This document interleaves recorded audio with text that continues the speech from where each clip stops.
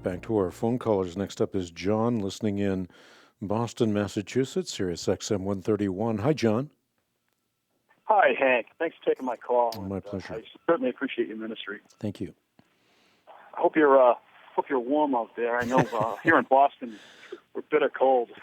That's pretty cold here as well, but I'm sure you have the edge in terms of coldness.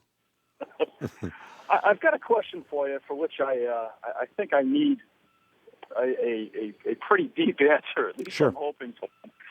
I've been a Christian for a lot of years, for better than 30 years, and I've through a lot of reading and study and so forth, I'm pretty confident that I'm hanging my hat on the King James as the best presentation of the Scripture. But I have to say I'm not in the King James only camp like a lot of the folks that I've associated with in the past really are. So I'm not in that sort of a camp, but I'm also not really comfortable with a lot of other folks that would say that it's the original manuscripts that were handed down that are truly inerrant. So I've on one hand, I'm seeing this King James only camp that tells me that the King James is 100% perfect and infallible and inerrant. And then on another hand, I have folks telling me that it's the original scriptures that are inerrant.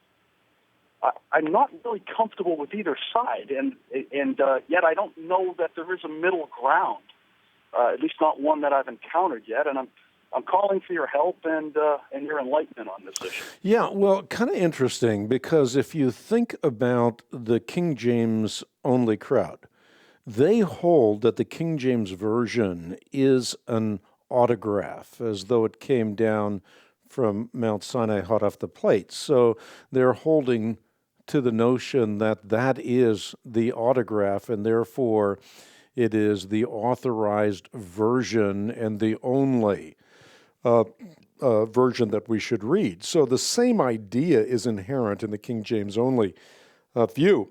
But in reality, I do think it is what you stated in the prologue to your question. It is a claim. Inerrancy is a claim, not for the translations. It's never been for the translations, because there are mistakes in translations. There are copyist errors in translations. It is for the autographs themselves.